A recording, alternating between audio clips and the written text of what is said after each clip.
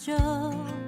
내 마음 알아주지 않아 속상하고 답답했죠. 이해할 수 없어서 화도 많이 났었죠.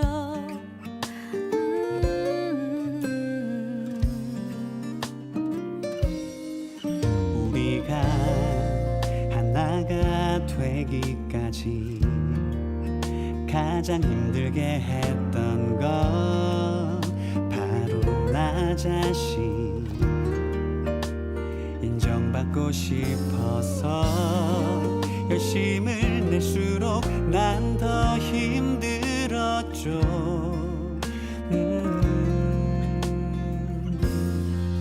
우리가 하나가 되는 유일한 길은 바로 서로가 아닌 주님을 바라보는 것. 주님께 순종할수록 주님을 닮아갈수록 비로소 우린 온전한 하나가 되었죠.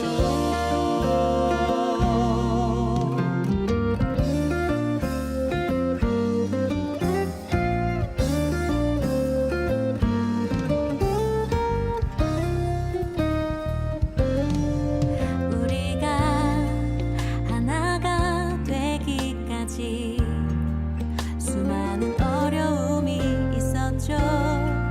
내 마음 알아주지 않아 속상하고 답답했죠. 이해할 수 없어서 화도 많이 났었죠.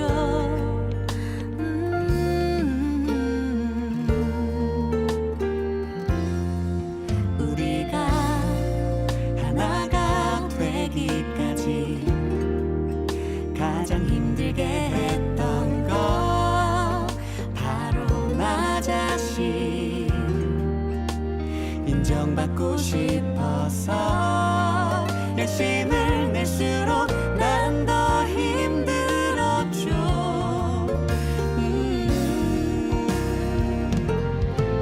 우리가 하나가 되는 유일한 길은 바로 서로가 아닌 주님을 바라보는 것. 주님께 순종할수록 주님을 닮아갈수록 비로소 우린 온전한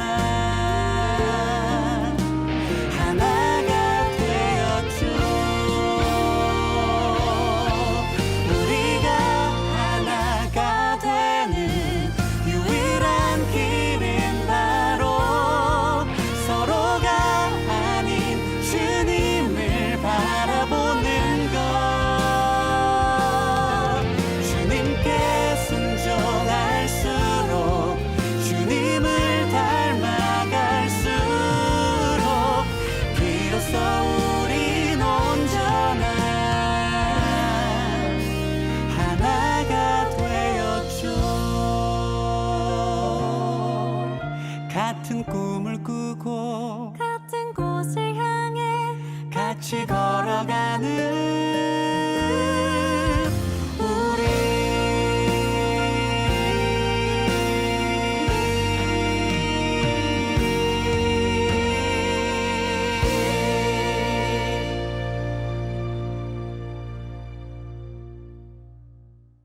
마가복음 9장 50절 같이 봅니다. 소금은 좋은 것이로되 만일 소금이 그 맛을 잃으면 무엇으로 이를 짜게 하리요. 너희 속에 소금을 두고 서로 화목하라 하시니라. 아멘. 이 소금이라고 하는 게 뭘까? 이 소금이라고 하는 게 소금을 두고 서로 화목하라 했으니까 소금 두고 화목해야 되겠죠. 소금 뿌리면 안 되고, 사람한테 소금 뿌리면 우리나라에서는 좀 안 좋은 의미고 되는데 소금을 뿌리면 안 되고 그 골로새 4장 6절의 말씀에서도 이런 말씀이 있어요. 너희 말을 항상 은혜 가운데서 소금으로 맛을 냄과 같이 하라. 그리하면 각 사람에게 마땅히 대답할 것을 알리라. 이렇게 나와 있어요. 너희 말을 항상 은혜 가운데서 소금으로 맛을 냄과 같이 하라. 그러니까 말하고 소금하고 좀 같이 나오는 걸 볼 수가 있죠. 말하고 소금하고 같이. 그러니까 여기서 소금을 두고 서로 화목하라 그렇게 말하는 걸 봐서 복음, 그러니까 말은 말인데 기쁜 소식, 그러니까 기쁜 소식 되시는 예수님, 그러니까 소금이라고 하는 게 소금은 그러니까 억지로 뭐 이렇게 어색하게 하라는 게 아니에요. 어색하게 소금 뭐 갖다가 서로 화목하라 그렇게 어색한다는 게 아니고 자연스러운 겁니다. 왜 그 자연스러운 거냐면 성경에 보면 제사가 나오거든요. 제사가 레위기서 1장부터 5장까지 사이에 제사가 5개가 나와요.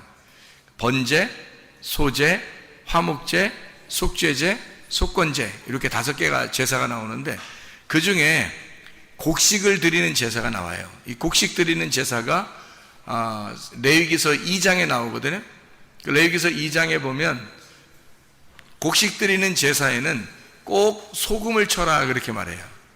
그러니까 곡식이 들어가니까 소금이 들어가야 된다? 이건 자연스러운 거라는 거죠. 왜냐하면 그냥 곡식만 이렇게 하나님께 드리는 게 아니라 소금을 꼭 이렇게 쳐서 함께 드려야 된다. 그건 자연스러운 일이었다는 거죠. 예를 들자면 우리가 빵을 만들어요. 빵을 만들 때 소금을 넣는다는 것은 자연스러운 일이거든요.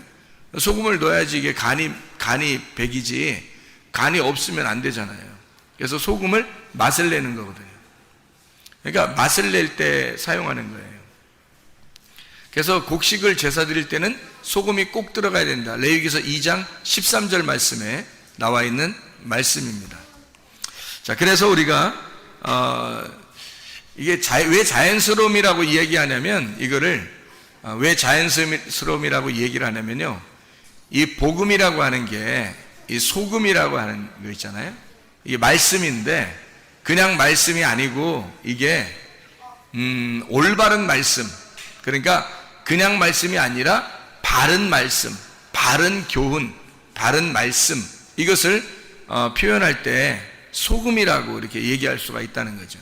그러니까 그냥 말씀이 아니라 소금을 두고 서로 화목하라는 말은 그냥 아무렇게나 말하면 서로 뭐 화목한다 그런 말이 아니라 복음이라고 하는 좋은 말씀, 바른 말씀을 갖다가 서로 증거해서 그 바른 말씀으로 한 마음이 될 때만 그때 서로 화목하게 될 수 있으니까 하나님 안에서 화목한 것을 얘기하는 거니까 소금을 두고 화목하라 그렇게 이야기를 하는 거죠.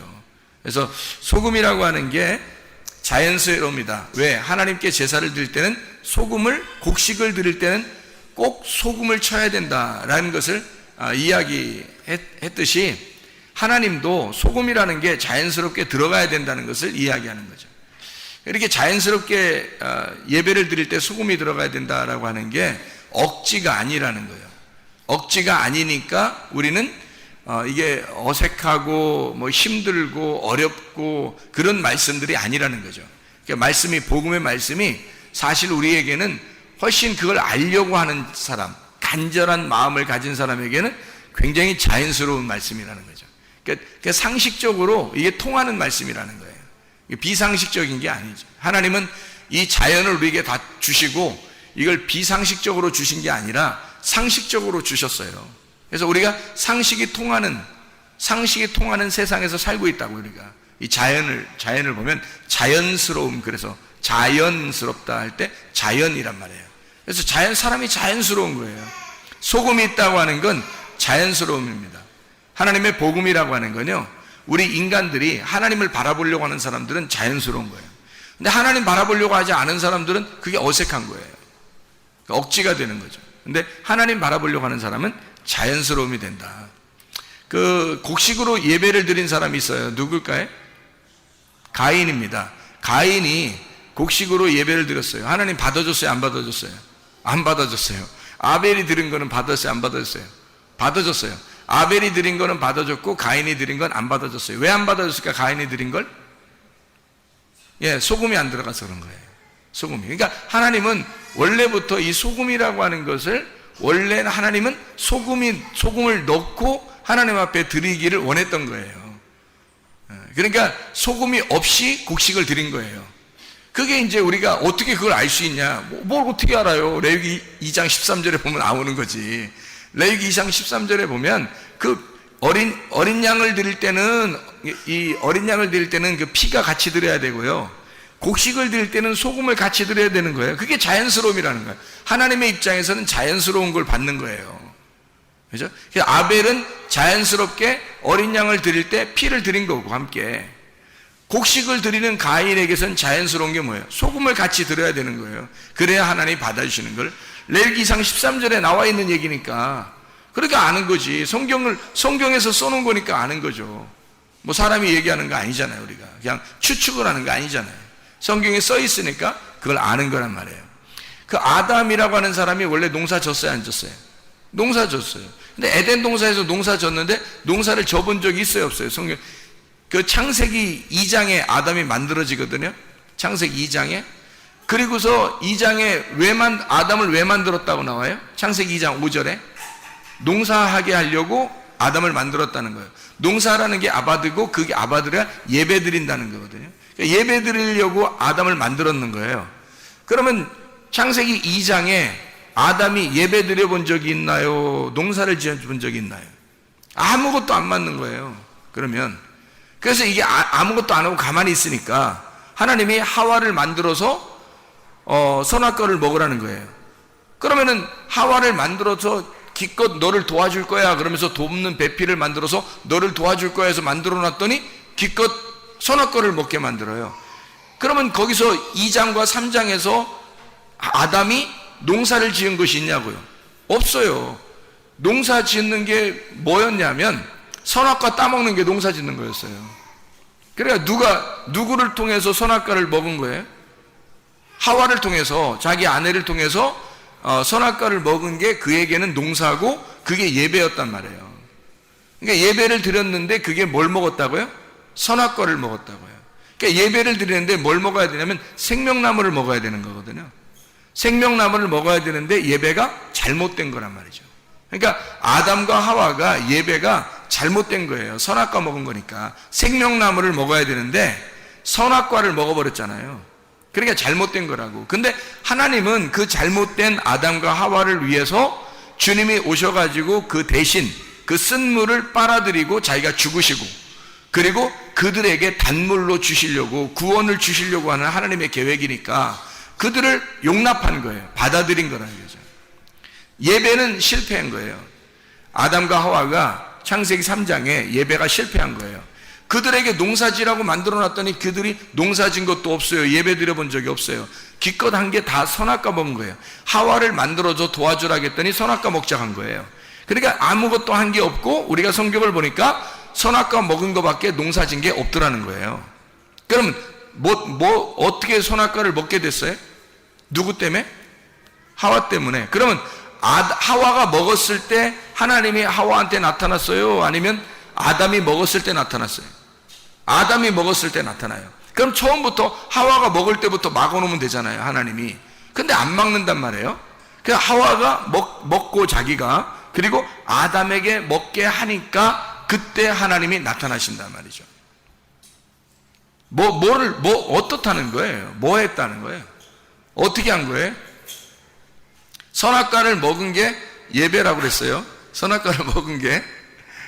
왜냐면 아담과 하와는 선악과를 먹어본 적이 없어요. 그 전에 먹어본 적이 없어요. 먹어본 적이 없다가 선악과를 먹으면서 드디어 자기들을 발견한 거예요.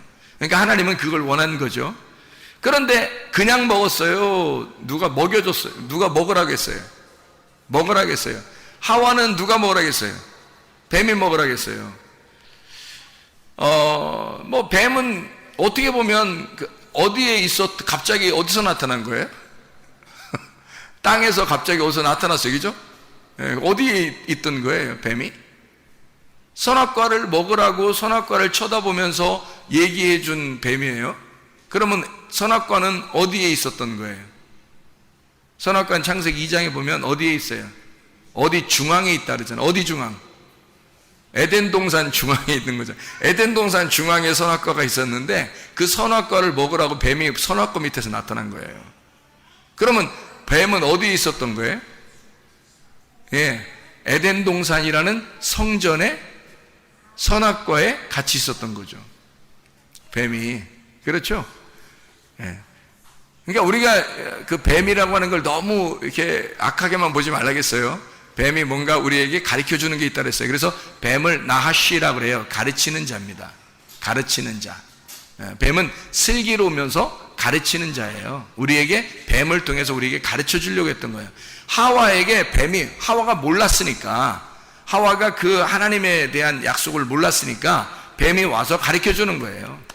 그래서 하와가 먹게 된 거고, 그가 아담에게 이제 먹게 해준 거거든요. 그러면 결국 아담이 먹게 된 건 누구 때문에 먹었냐면 하와 때문에 먹은 거예요. 하와는 뱀 때문에 먹었지만 결국 하와가 먹었을 때는 하나님이 나타나지도 않았어요. 그건 죄 취급도 안 했어. 하와하고 얘기한 게 아니거든. 하나님은 아담하고 얘기했었거든요. 처음에 약속을 아담하고 했으니까 하와가 먹었을 때는 나타나지도 않아요. 근데 아담이 먹었을 때는 약속을 어긴 거니까, 그러니까 아담이 먹었을 때는 나타났죠. 자, 보세요. 아담이 먹은 것은 누구 때문에 먹었어요? 하와 때문에. 하와 때문에 먹었다고 하는 것은 지금 아담이 선악과를 먹어야 한다는 것은 성경에서 정해진 거란 말이에요. 성경에서 창세기서에 선악과를 먹은 것이 정해져야 요한계시록의 생명나무를 먹게 돼 있어요. 그리스도를. 그래서 선악과를 먹는 것이 정해진 하나님의 그 순서였단 말이에요. 하나님의 계획, 질서인데 그 선악과를 먹어야 되는데 그 먹는 것이 하나님의 계획이었다면 선악과를 먹는 게 아담으로서는 최고의 일이란 말이에요. 그게 최고의 노동이고 그게 최고의 농사, 그것이 예배란 말이에요. 그러니까 선악과를 먹는 게 예배인데 누가 도와줘요? 하와가. 선악과를 하와가 먹도록 도와주니까 아담 입장에서는 지금 누구를 통해서 먹은 거예요? 하와를 통해서 먹은 거니까 아담은 하와를 농사진 거죠. 아담은 하와를 농사지어서 결국 선악과를 먹어 예배가 실패가 된 겁니다. 자, 이 말은 무슨 말이냐면요, 거기에 이 선악과를 먹으면 생명나무를 나중에 먹게 돼요. 그래서 그 생명나무를 먹게 됨으로써 선악과를 먹었음을 나중에 결론적으로 알려주는 내용이 성경이에요. 근데 이 선악과를 먹었을 때는 실패가 돼야지 이게 성공이 돼버리면 생명나무가 필요 없단 말이에요. 그러니까 이 선악과를 먹은 것이 예배 실패라고요. 노동의 실패, 농사의 실패라고, 선악과 먹은 게. 그러니까 아담과 하와는 실패한 겁니다. 그래서 창세기 3장을 통해서 실패하고 하나님은 생명나무를 준비해 놓는 겁니다. 그렇죠? 그러니까 이 아담은 하와를 통해서 하와를 갈아서 선악과를 먹는 예배를 드린 거고, 가인이라고 하는 사람은 누구를 통해서 예배를 드린 것일까? 누구를 통해서? 가인이란 사람이 그냥 곡식을 하나님 앞에 드렸더니 안 받는 거예요. 하나님에 안 받아요. 그러면 곡식에 뭐가 들어가야 된다는 거예요? 곡식에 뭐가 들어가야 된다고요? 소금이 들어가야 된다고. 어린 양에는 뭐가 있으니까 하나님 받는 거예요? 피가 있으니까 받는 거예요. 피와 기름이. 그러니까 어린 양에는 피와 기름이 있으니까 받은 거고, 곡식 안에는 소금이 있어야 받는 거예요. 그러니까 이 곡식에 소금이 없으니까 이 가인이라고 하는 사람이 지금 원래 이 소금이라고 하는 걸 드리려면 누구를 지금 농사해야 되냐면, 가인의 입장에서는 아벨을 농사해서 하나님 앞에 예배를 드려야 된단 말이에요. 아벨을 농사해서 하나님께 예배를 드릴 때 하나님이 그 예배를 받으시는 거거든요. 그래서 하나님이 만나는 장면이 아벨을 죽이고 하나님이 만나셔요. 가인을. 그러니까 가인이 그냥 농사 짓고 하나님 앞에 드렸을 때는 하나님이 만나질 않아요. 근데 가인이 아벨을 죽이고 나니까 하나님께서 나타나십니다. 자, 아벨을 죽이니까 하나님이 나타났어요. 자, 뭐 어떻게 왜 나타난 거죠? 왜 나타났어요? 어떻게 해서 나타났다고 거기 나와요? 누구의 핏소리가 들린다? 아벨의 핏소리가 들린다. 어디에서? 땅 속에서. 땅 속에 피가 들어갔다는 거예요. 너는 지금 땅에 농사를 지었잖아요. 농사를 지어가지고 하나님 앞에 이걸 드렸는데 하나님이 이건 안 받는단 말이에요. 근데 아벨을 죽이고 나니까 아벨의 피가 땅 속에 들어가 있다는 거죠. 그래서 땅 속에 들어있는 아벨의 피를 하나님의 소리를 듣고 하나님이 나타나서 가인을 부르시는 거예요.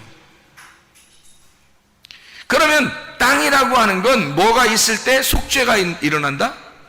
피가 있을 때 이 땅에 속죄가 일어난다. 예수님이 십자가 못 박혀 돌아가실 때 피를 흘리셔서 어디로 떨어졌겠어요? 땅에 떨어진 거죠. 땅에 떨어져 땅을 정결케 하는 거란 말이에요.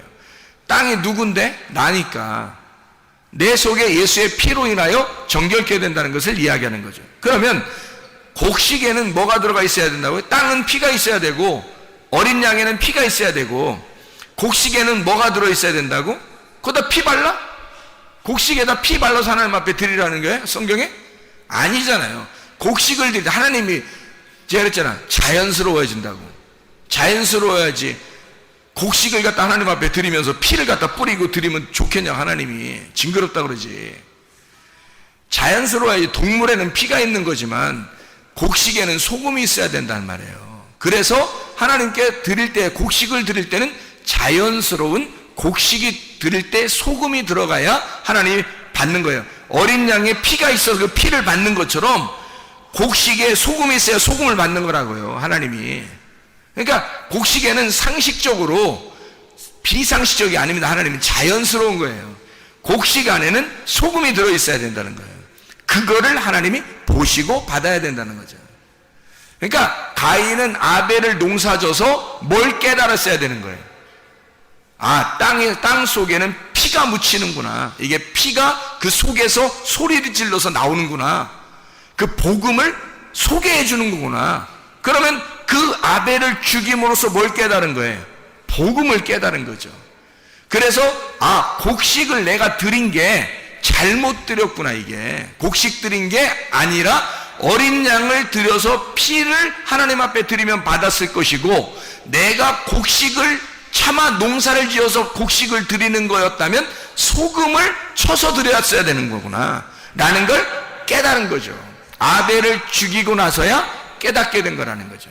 자, 제가 이거를 왜 소금을 두고 서로 화목하라, 이 말은 복음이라고 하는 말씀, 이것이 우리에게는 자연스러움이고 이건 상식적이다 라고 제가 얘기를 했냐면, 양심에 대한 이야기를 하려고 그래서 그런 거예요. 양심 있냐 이런 말 하죠. 사람들이 뭔 얘기를 하다가 보면 너 양심 있냐 그 말 하죠. 저거 양심도 없어 이런 말 하고요. 너 진짜 양심 있냐 그런 말 하잖아요. 그래서 그 양심이라고 하는 게 양심이라고 하는 거는 그냥 다 가지고 있는 거예요. 누구나 다 가질 수 있는 건데, 가질 수 있지만 실제로는 누가 가지고 있는 게 하나님께서 말하는 성경에 있는 양심일까? 그 양심을 한번 찾아보려고 그러는 거예요. 양심 있냐 할 때 여러분 이거를 비상식적이라고 그래요. 양심 있냐 그럴 때 상식적인 걸 얘기해요. 상식적인 걸 얘기하는 거예요. 너 양심 있냐 그럴 때는 야, 보편적으로 상식적으로 이렇게 하는 거야 라고 얘기할 때 너 양심 있냐 그렇게 하지, 이 전 지구상에 한 명만 하는 걸 갖다가 너 양심 있냐 그렇게 말하면 안 되는 거지. 전 지구상에 아무도 그렇게 하는 사람 없는데 한 명만 딱 그래. 그럼 그걸 양심적이라고 말할 수는 없는 거죠. 모든 사람이 똑같이 생각하고 있는 거를 양심이라 그러는 거죠. 상식적이라는 얘기예요. 그 말은 자연스럽고 상식적이라는 얘기입니다. 하나님은 우리에게 비상식적인 분이 아니십니다. 무질서한 하나님이 아니십니다. 하나님은 완전히 자유하시고 자연스러우신 분이에요.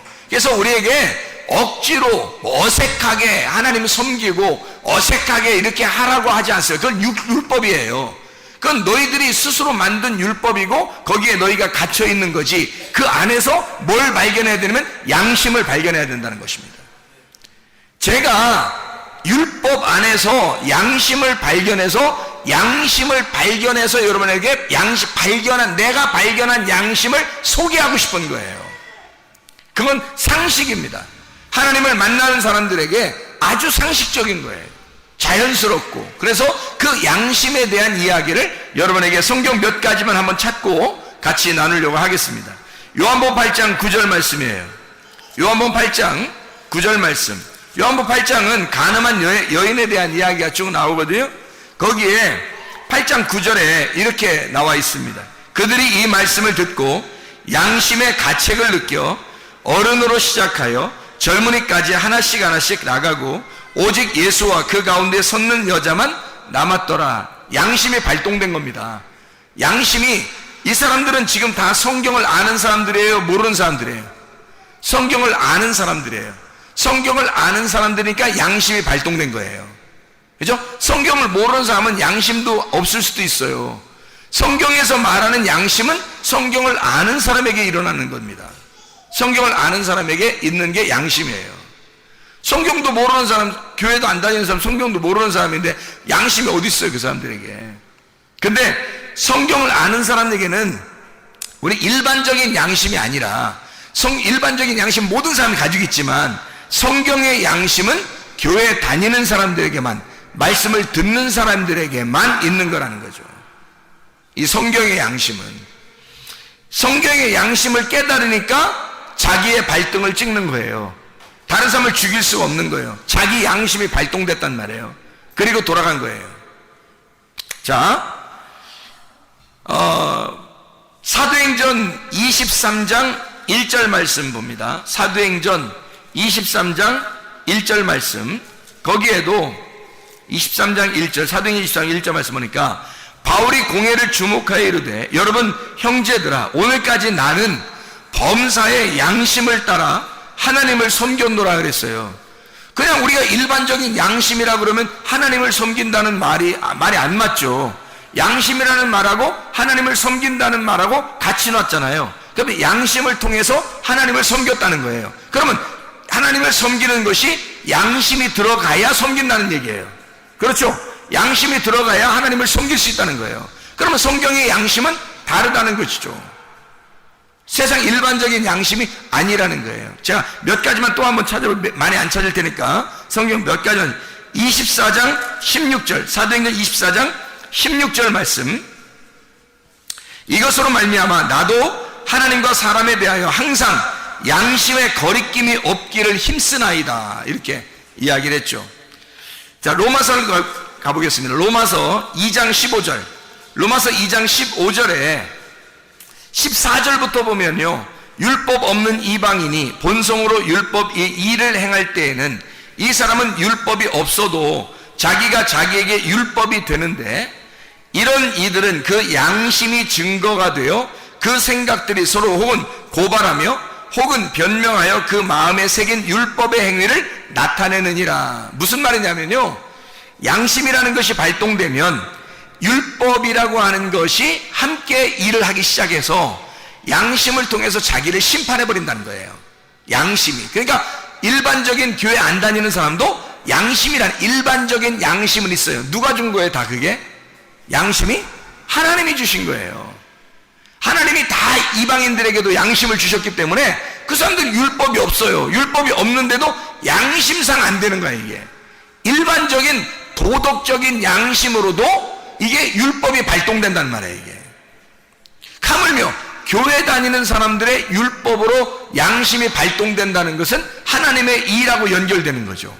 선한 양심이라 그래서 바울은 선한 양심이라고 그래서 그렇게 고백을 해요. 자, 우리 성경 로마서 9장 1절입니다. 로마서 9장 1절. 내가 그리스도 안에서 참말을 하고 거짓말을 아니하노라. 나에게 큰 근심이 있는 것과 마음에 그치지 않는 고통이 있는 것을 내 양심이 성령 안에서 나와 더불어 증언한다 그랬거든요. 성령 안에서 양심이 함께 증언한대요. 그러니까 성령과 양심이 같이 있는 것을 볼 수 있죠. 양심과 성령이 같이 있는 거예요. 예, 그러니까 이 마음은 독특하게 하나님이 주신 마음이라는 거예요. 이게 양심이라고 하는 겁니다. 자, 로마서 13장 5절 말씀이에요. 13장 5절 말씀 보면요, 그러므로 복종하지 아니할 수 없으니 진노 때문에 할 것이 아니라 양심을 따라해라, 그 말이에요. 그러니까 너 혼날 것 같아서 양심적으로 살아라는 말이 아니라 양심을 따라 그냥 행동하라는 거예요. 너 하나님의 진노가 있으니까 그렇게 복종하고 이렇게 하는 게 아니라 양심을 따라서 복종해라는 거예요. 양심적으로 복종해라, 그 말이거든요. 자, 이제 슬슬 이게 양심이 좀 가까워지고 있습니다. 디모데전서 1장 5절 말씀입니다. 디모데전서 1장 5절 말씀 보면요, 1장 5절, 이 교훈의 목적은 청결한 마음과 선한 양심과 거짓이 없는 믿음에서 나오는 사랑이라. 이 교훈, 이게 바른 교훈인데요, 말씀의 바른 교훈, 복음이라 그랬죠. 그것이 청결한 마음과 선한 양심과 거짓이 없는 믿음에서 나오는 사랑이래요. 그러니까 소금이라고 하는 것은 아주 자연스럽다 그랬죠. 소금은 자연스러움을 얘기하는 거예요. 소금을 맛을 이렇게 딱 이렇게 집어넣잖아요. 그러면 소금은 온데간데 없어요. 그 소금이 어디로 들어가 있어요? 예, 배추나 이런 거 절일 때 소금을 갖다 이렇게 집어넣잖아요. 그러면 배추 절일 때 소금 집어넣어 어느 날 소금을 찾으면 소금이 있어요, 없어요? 못 찾죠. 뭐만 있어요? 배추만 있어요. 그 김치가 돼 있어요. 그러니까 이게 소금이 그 안에 들어가 있는 거예요. 소금이 그 안에 들어가 있어요. 그러니까 이 속에 들어가서 자기 소금이 죽음으로써 배추를 살려버린 거예요. 배추의 맛을 살려버린 거란 말이에요. 그러니까 이것은 소금이 들어가고 거기서 죽고 그 속에서 맛을 내는 건 자연스러운 일이었단 말이에요. 소금을 집어넣는 자체가 자연스러움이었단 말이에요. 그러니까 이 양심이라고 하는 게 억지로 하는 게 아니라고. 이게 하나님이 우리에게 주신 양심은 억지로 하나님의 일을 하고 억지로 하나님 바라보고 예배드리고 이러라는 게 아니에요. 이것은 소금을 치는 것과 같은 거라는 거야. 소금을 치는 것과 같이 이렇게 자연스러운 복음이라는 겁니다. 그러니까 이게 하나님의 사랑인 거죠. 그래서 여기서도 청결한 마음과 선한 양심과 거짓이 없는 믿음에서 나오는 사랑이래요. 그게 뭐라고요? 양심적인 거예요. 그 양심적인 건 자연스러움이고 자연스러운 건 소금이고 그건 복음이라는 거예요. 그래서 그 복음이라고 하는 양심이 우리의 속에 들어오는 것은 자연스럽게 하나님이 우리에게 주시려고 하는 소금과 같다는 거예요. 자, 또 봅니다. 디모데전서 1장 19절 말씀이에요. 믿음과 착한 양심을 가져라. 어떤 이들은 이 양심을 버렸고 그 믿음에 관하여는 파선하였느니라. 아유, 양심도 깨질 수가 있네요. 양심도 깨질 수가 있어요. 그러니까 믿음과 착한 양심이 같이 나오죠. 그럼 믿음하고 양심이라는 게 같이 활동하는 거라는 거예요. 그러면 착한 양심, 선한 양심, 착한 양심이라고 하는 건 믿음하고 함께 공존해서 일을 하는 거라는 거예요. 그럼 여러분이 믿음이 있다 그러면 반드시 뭐가 있어야 된다는 거예요? 착한 양심이 있어야 된다는 거죠. 사람들이 가지고 있는 양심적으로 해, 그건 뭐 당연히 있어야 되는 거고. 자, 남편이 아내에게 대할 때 양심적으로 대해야 되겠죠. 아내가 남편을 대할 때 양심적으로 대해야 되겠죠. 그 양심보다 훨씬 더 중요한 성경 귀절이 착한 양심이에요. 그런데 이 착한 양심은 뭐하고 함께 일한다고요? 믿음하고 함께 일한다고요. 그러니까 그냥 착하게 양심으로 대하는 게 아니라 착한 양심으로 대하고 착한 양심은 믿음과 함께 대하라는 거예요. 그것이 하나님의 양심이라는 거예요. 우리의 양심이 아니고. 그러니까 우리 양심을 얘기하려고 성경을 썼겠냐고, 너 양심적으로 살아라고. 그게 아니라 양심적인 건 하나님이 주신 건데 그 하나님이 주신 이것은 소금과 같이 자연스럽게 흘러 들어와야 된다는 거죠, 우리한테. 이것이. 근데 그게 믿음과 함께 들어오는 거라는 거죠. 그게 착한 양심이라고 하는 겁니다. 자, 디모데전서 3장 9절 말씀입니다. 깨끗한 양심에 믿음의 비밀을 가진 자라야 할지니. 감독이 그렇고 집사가 그래요. 이게 어떤 사람이냐면 감독이나 집사는 교회에서 깨끗한 양심에 믿음의 비밀을 가지고 있어야 된다는 거예요. 그러면 깨끗한 양심과 믿음의 비밀이 함께 나오네요. 이렇게 같이 나오잖아요. 그러니까 믿음이 있다고 하면서 양심적이지 않거나, 제가 옛날에 양심적이지 못했어요. 제가 옛날에 양심적이지 못했다고. 그 내가 양심적으로 바뀌니까 이젠 알겠는 거예요. 무슨 말인가, 이게 성경이 무슨 말인가 알겠는 거예요. 믿음이 들어오니까 양심이 들어오더라는 거예요. 나한테 하나님의 양심이 내게 들어오더라는 거예요. 믿음이 들어오니까 하나님의 양심이 들어오더라는 거예요. 그래서 알게 된 거예요. 이게 저는 양심적이지 않았습니다. 일부러도 양심적이지 않게 생활하려고 한 적도 많았어요. 그러면서도 나 예수님 믿었으니까 천국은 어느 날 가겠지, 이렇게 비양심적으로 또 생각도 했어요. 그렇게 살던 사람인데 믿음을 갖게 되니까, 은혜를 받아 회개하고 믿음을 갖게 되니까 양심이 들어오더라는 거예요. 나도 모르게 착한 양심이 들어오더라는 거예요. 그러니까 이 속에서 바뀌어 있는 거예요. 뭔가 달라요. 뭔가 이상하게 달라진 거야. 내가 나를 봐도 달라진 것 같고, 주님 앞에 이렇게 교제해도 다르고요. 주님과 교제하는 게 뭘로 교제하겠어요? 말씀으로 교제하는 거죠. 달라요, 이상하게. 그러니까 믿음과 양심이 함께 있더라는 얘기입니다. 자, 우리 베드로전서 2장 9절 말씀, 베드로전서 2장 9절 말씀. 그러나 너희는 택하신 족속이요 왕같은 제사장들이요 거룩한 나라요 그의 소유된 백성이니 이는 너희를 어두운 데서 불러내어 그의 기이한 빛에 들어가게 하신 이의 아름다운 덕을 선포하게 하려 함이니라. 베드로전서 3장 16절 봅니다. 베드로전서 3장 16절. 선한 양심을 가져라. 이는 그리스도 안에 있는 너희의 선행을 욕하는 자들로 비방하는 일에 부끄러움을 당하게 하려 함이라. 선한 양심을 가지라.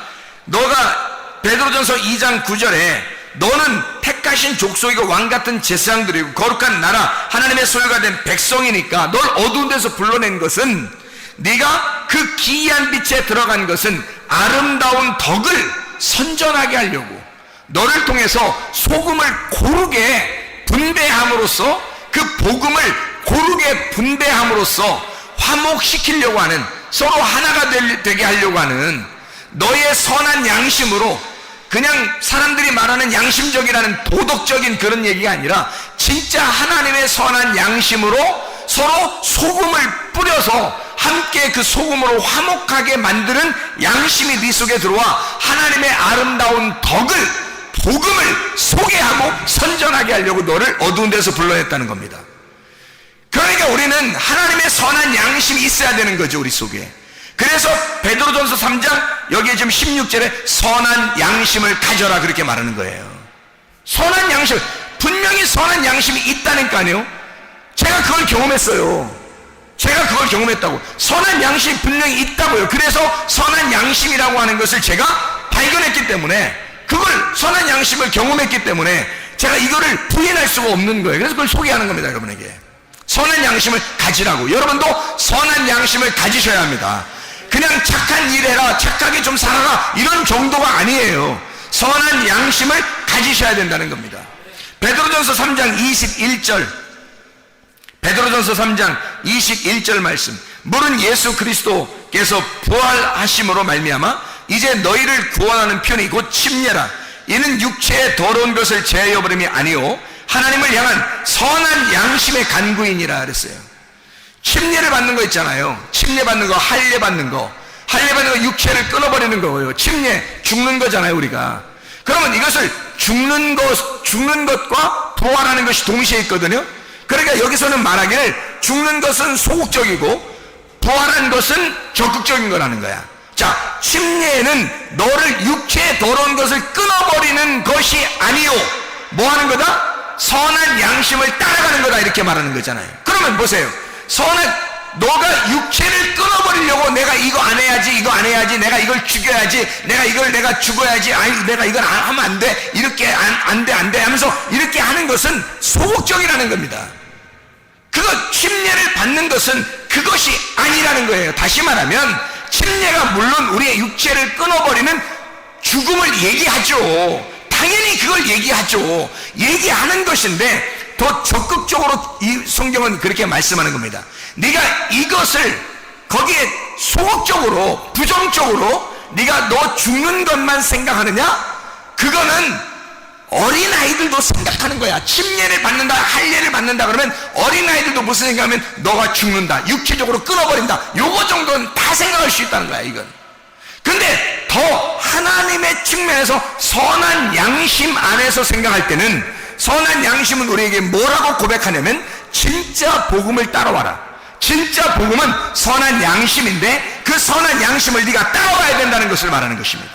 너가 죽는 것 정도는 아무것도 아니야. 그거는 그게 아니야. 침례는 그걸 얘기하려고 했던 게 아니야. 결국 너의 죽음이 너를 살리는 데 있었던 거고, 네가 그렇게 육체를 끊어버리는 죄를 그만둬야지 하는 그거 정도가 아니라는 거예요. 그 정도가 아니라 하나님이 우리에게 원하시는 것은 너는 선한 양심을 따라와라, 그 말이거든요.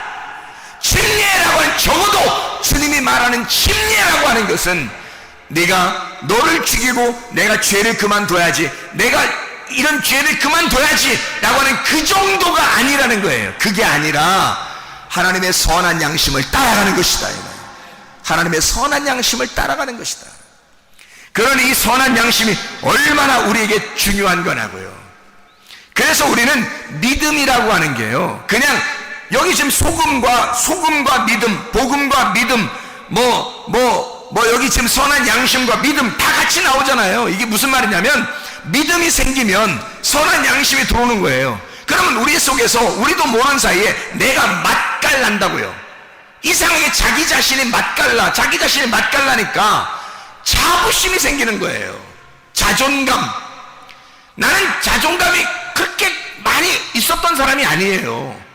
나를 바라보니까 자존감이 그렇게 많이 있었던 사람이 아닌데, 하나님의 말씀을 통해서 복음이 들어오니까, 선한 양심이 나를 막 파고 들어오니까, 소금이 막 골고루 나에게 맛을 내고 맛깔나는 사람이 되니까 내가 나를 존중하게 되더라는 것입니다.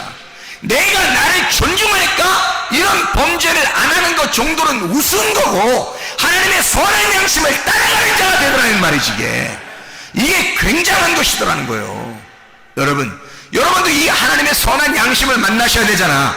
믿음을 여러분 속에 가지셔야 되잖아. 그래서 선한 양심이 들어오셔야 되잖아. 그러니까 선한 양심이 뭔지를 우리가 깨달아. 이게 믿음이라는 거예요. 이게 믿음. 이게 믿음. 그러니까 그 선한 양심이 들어와야 변함없이 나를 끌고 나가는 거예요. 어느 날 하루 하는 게 아니라 계속해서 하는 게 피스피스라고 하는 믿음이에요. 그래서 성경을 믿음이라고 하는 게 뭐냐? 믿음이라는 게, 믿음 그러면 믿음이 뭐지? 막연하게 이게 소망의 예수님입니다. 소망의 예수님이 믿음이에요. 잘 생각해봐요. 히브리서 11장에 보면요, 히브리 11장 1절부터 4절에 보면 믿음은 바라는 것들의 실상이요 보지 못하는 것들의 증거다 그랬잖아요. 그러면 바라는 것과 보지 못하는 것은 다 뭐예요? 안 보이는 거잖아요. 안 보이는 거니까 여기 지금 현실로 내가 보이는 게 아니잖아요. 보이는 게 아니, 믿음이라는 건 보이는 게 아니라는 거야. 안 보이는 거라는 거야. 그럼 뭐예요? 안 보이는 거니까 소망이죠. 안 보이는 거니까. 자, 그러면 우리가 이것을 한번 찾아볼까요? 로마서 한번 8장을 한번 찾아봐요. 로마서 8장 세 가지만 한번 찾아봅시다. 로마서 8장 24절 말씀입니다. 자, 잘 들어봐요. 로마서 8장 24절. 우리가 소망으로 구원을 얻었음에 보이는 소망이 아니니 보는 것을 누가 바라리요? 생각해보세요. 뭘로 구원받다고? 우리가 소망으로 구원받다고. 여러분, 소망이 없으면 믿음 없는 거예요. 믿음으로 우리는 구원받아야 되잖아요. 그렇죠? 믿음으로 구원받잖아. 우리가 너희가 그 은혜를 인하여 믿음으로 말미암아 구원 얻었나니, 에베소 2장 8, 9절의 말씀이죠. 그런데 여기는 지금 소망으로 구원 얻는다는 거잖아요. 보이는 것이 아니라 바라는 것을 보는 것을 누가 바라려고 그러잖아요. 안 보이니까 바라는 거예요. 안 보이니까 바라는 그것이 믿음이고, 그 믿음, 소망이라고 하는, 믿음이라는 소망이 나를 구원했다는 거잖아요. 자, 생각해 보세요. 로마서 12장 12절, 로마서 12장 12절. 소망 중에 즐거워하며 환난 중에 참으며 기도에 항상 힘쓰며.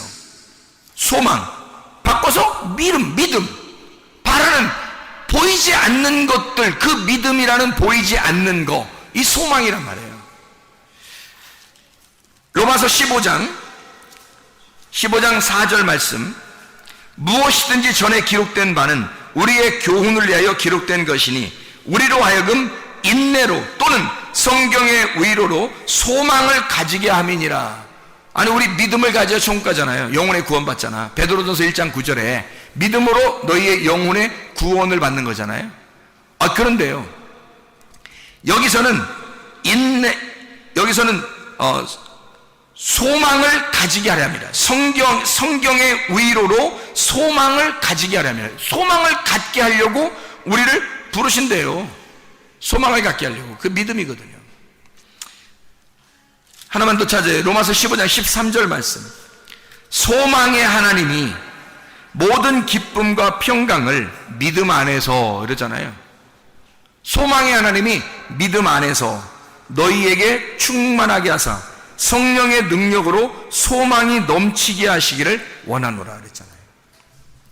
소망이죠. 그게 믿음입니다. 믿음과 소망은 같이 나오는 거예요. 그래서 그것이 복음이고 소금이고 선한 양심이라는 겁니다. 선한 양심이라고 하는 것이 슈네이데시스라는 단어거든요. 슈네이데시스. 이 슈네이데시스라고 하는 것은 공통적으로 함께 도덕적인 어떤 의식을 갖는 참된 진리를 말합니다. 옳은 분별력을 선한 양심, 슈네이데시스, 양심이라 그렇게 말해요. 그러니까 밖에 있는 사람들이 얘기하는 게 아니라 진리를 가지고 하늘적인 땅의 지각이 아니라 하늘적인 지각을 갖는 거, 하늘적인 지각을 갖는 걸 선한 양심이라 그러는 거예요. 사람들은 누구나 다 양심을 가지고 있어요. 너 양심 있냐? 그렇게 말하잖아요. 그런데 하나님이 주시는 양심이 있다고. 그거를 여러분과 제가 가지고 있어야 된다고요. 제가 그것이 없었는데 믿음을 가지니까 소망이 있고, 소망을 가지니까 믿음이 있는 거예요. 소망과 믿음이 함께 같은 거였다는 거죠. 왜냐하면 내가 여기서 지금 현실로 가지고 있었던 것이 아니라 하나님이 주시는, 바라는 것을, 보이지 않는 걸 주는 거란 말이에요. 내가 바라는 것이 그거였는데 하나님이 그걸 보이지 않는 걸 주시더란 말이에요. 그게 믿음과 소망이었다는 거죠. 근데 믿음이 소망이었고 소망이 믿음이었다는 거예요. 그게 선한 양심이었다는 거죠. 그 선한 양심을 하나님이 주시니까 사람이 어떻게 변하겠어요?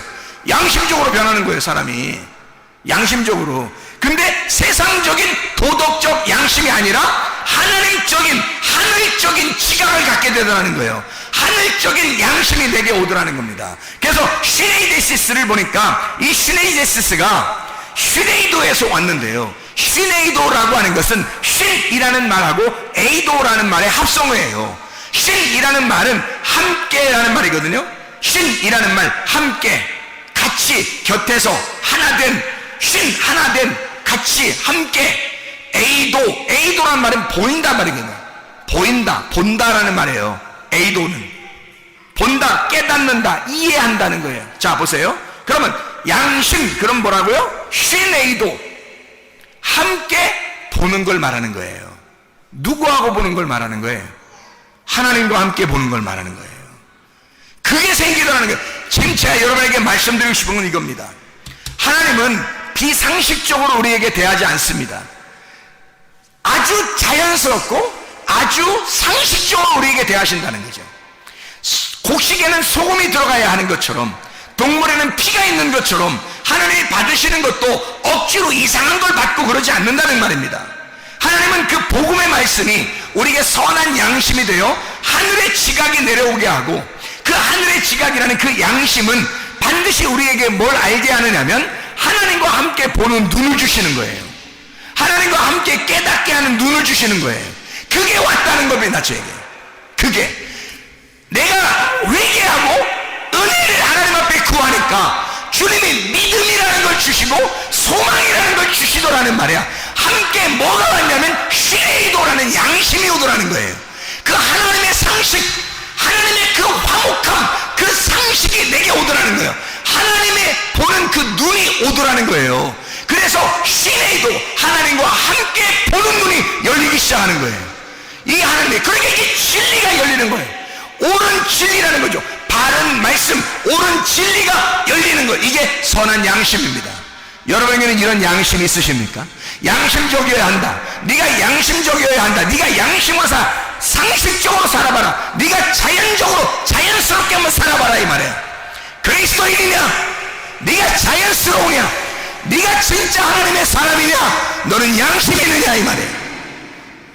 그리스도의 양심을 갖는 주의 백성들 다 되시길 바랍니다. 기도하겠습니다.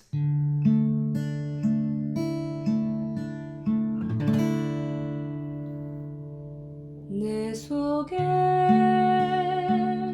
내가 너무도 많아서 당신을 쉴 곳 없네.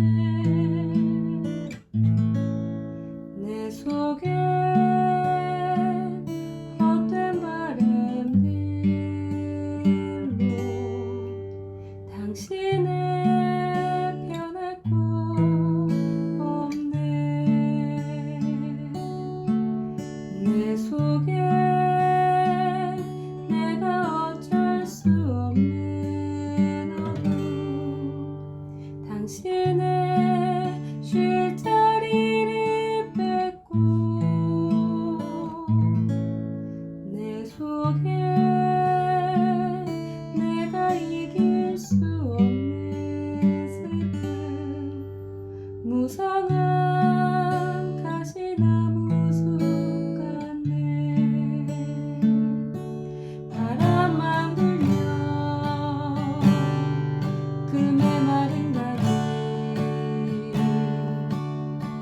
서로 부대끼며 울어대고 쉴 곳을 찾아 지쳐 날아온 어리새들도 가시에 지며 날아가고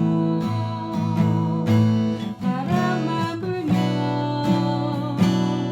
외롭고 또 괴로워 슬픈 노래를 부르던 날이 많았는데